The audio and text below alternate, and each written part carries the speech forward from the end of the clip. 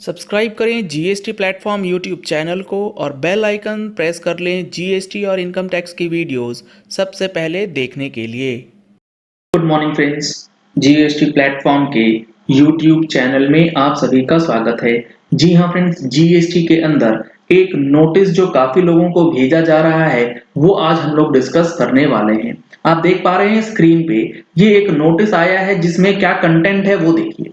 GSTR 3B एवं bank से प्राप्त डेटा के अध्ययन से यह संज्ञान में आया है कि आप द्वारा दाखिल की जाने वाली रिटर्न जिसमें टर्नओवर दिखाई जा रही है वो आपके बैंक अकाउंट में जो प्राप्ति है उसके सापेक्ष अत्यंत कम है। तो यहां पर अगर आप देखेंगे तो इसका मतलब यह है कि जीएसटीआर 3B के अंदर जो आपने टर्नओवर डिक्लेयर किया है और बैंक अकाउंट के अंदर जो रिसिप्ट आती है उसका कंपैरिजन करके ये नोटिस जो है भेजा जाता है।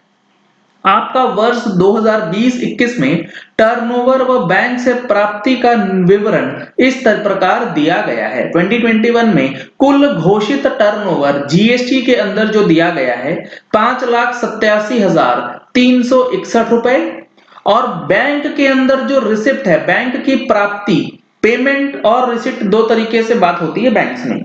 ये बात करते हैं रिसिप्ट की जो कि है 87,21,894 रुपए। तो यानी कि कहने का मतलब है लगभग 81,000 रुपए का आपने सेल्स जो है वो कम दिखाया है।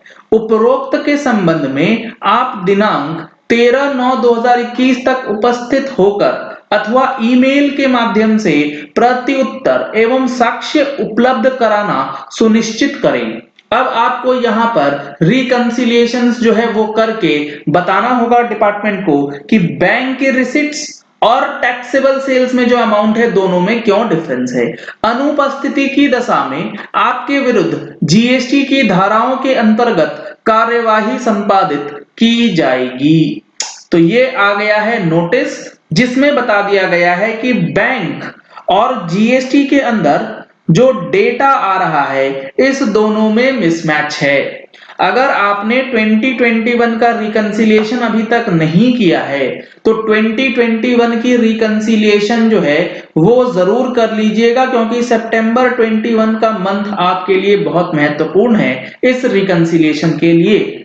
अगर आपको ये नहीं समझ में आ रहा कि किस तरीके से आप अपना डेटा रिकंसाइल कर सकते हैं तो अब आप इनकम टैक्स के पोर्टल पे जाएंगे तो आपको वहां पर ई कैंपेन के अंदर दिखा दिया जाएगा कि कैश कितना आपने डिपॉजिट किया है, कितना आपने विड्रॉ किया है। साथ ही साथ आपका जीएसटीआर 3B और जीएसटीआर 1 का डेटा जो है वो भी इनकम टैक्स पोर्टल पे अवेलेबल है। तो एक जगह पर आप सारी चीजों को चेक कर सकते हैं जिसकी डिटेल्ड वीडियो ऑलरेडी बता दी गई है, आप लोगों के साथ शेयर भी किया गया।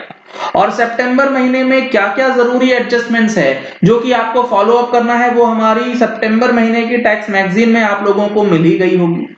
अगर आपने अभी तक टैक्स मैगजीन का सब्सक्रिप्शन नहीं लिया है तो इन नंबर्स पे कॉल करके व्हाट्सएप करके आप टैक्स मैगजीन का सब्सक्रिप्शन ले सकते हैं और अपने आप को अपडेट करा सकते हैं। अब सवाल ये है कि ये जो नोटिस आया इस नोटिस का करे तो करे क्या। इसमें सबसे बड़ी प्रॉब्लम यह है कि जो बैंक के रिसिप्ट्स हैं वो जरूरी नहीं है कि वो सिर्फ और सिर्फ सेल्स से ही रिलेटेड हो। क्यों ऐसा? अगर आप देखेंगे तो आपका बैंक का जो क्रेडिट साइड है यानी कि बैंक में जो पैसे आए हैं 87 लाख रुपए आए हैं, इस केस में हो सकता है कि ये डेटर्स के पैसे हों। डेटर्स के पैसे मतलब प्रीवियस फाइनेंशियल ईयर 19-20 में आपने बिल रेज किया हो जो कि 31 मार्च 2020 के अंदर ड्यू था, वो आया है 2021 में। तो इसका मतलब ये थोड़ी हो जाएगा कि ये 20-21 का सेल है। तो आप जब रिकंसिलिएशन करेंगे तो आपको पहला पॉइंट ये चेक करना है कि बैंक के अंदर जो पैसे आए हैं वो 19-20 का जो सेल्स अमाउंट है उसका जो ड्यू है उससे रिलेटेड कितना अमाउंट 20-21 के अंदर आया है। दूसरा पॉइंट आपको ये चेक करना है कि अगर आप ट्रेडर हैं, सर्विस प्रोवाइडर हैं तो कहानी अलग हो जाएगी। अगर आप ट्रेडर हैं और आपने कुछ एडवांसेस रिसीव करी है यानी कि आपने एडवांस लिया है लेकिन इसके अगेंस्ट अभी इनवॉइसेस आपने नहीं बना रखे तो एडवांसेस ऑफ गुड्स अभी जीएसटी के अंदर नहीं काउंट किया जाएगा, तो उसको भी आप इस 87 लाख में से लेस आउट कर देंगे। अगर यहां पर ट्रेडर की जगह पे कोई सर्विस प्रोवाइडर होगा तो वो कहानी पूरी चेंज हो जाएगी, क्योंकि सर्विस प्रोवाइडर के लिए कहानी ये है कि अगर आपने एडवांस रिसीव किया है तो आपको जीएसटी जो है उस पे एडवांस के टाइम पे ही पेमेंट करना है। जब आप बिल बनाएंगे तो आप उसका एडजस्टमेंट्स ले सकते हैं। तीसरा एडजस्टमेंट्स है कि बैंक के अंदर जो रिसिप्ट्स आ रही हैं वो हो सकता है अदरवाइज देन ऑफ बिजनेस हो, यानी कि क्या हो सकता है, वो आपने किसी से लोन ले रखा हो, किसी से आपने कुछ पर्सनल लोन अनसिक्योर्ड लोन्स वगैरह लिया हुआ है। तो ये तीन मेजर फैक्टर्स हैं जो कि इनकम टैक्स के अंदर आपको जीएसटी से रिलेटेड चेक भी करना होगा, क्योंकि ये नोटिस अगर आता है तो आपको बैंक स्टेटमेंट का पूरा ऑडिट पूरा वेरिफिकेशन करना जो है वो जरूरी हो जाएगा। इसके लिए आपको मैंने बताया ई कैंपेन में जाके आप जीएसटीआर 3B जीएसटीआर 1 का डेटा जो है वो चेक कर सकते हैं, कैश डिपॉजिट का भी डेटा आप वहां से चेक कर सकते हैं। एक चीज ध्यान ये रखिएगा कि लेट सपोज आपने अपनी बैंक अकाउंट के अंदर during the year cash deposit करा था 90 लाख रुपए, और इस कैश डिपॉजिट के सामने आपने जो सेल्स दिखा रखा है उसको जस्टिफाई करना बहुत जरूरी है, क्योंकि कैश डिपॉजिट और बैंकिंग चैनल्स के थ्रू पेमेंट करने में बहुत फर्क है। कैश डिपॉजिट के लिए आपको सेल्स जस्टिफाई करना जरूरी होगा, तो इसमें आपको बैंक रिकंसिलिएशन करना सबसे ज्यादा जरूरी है।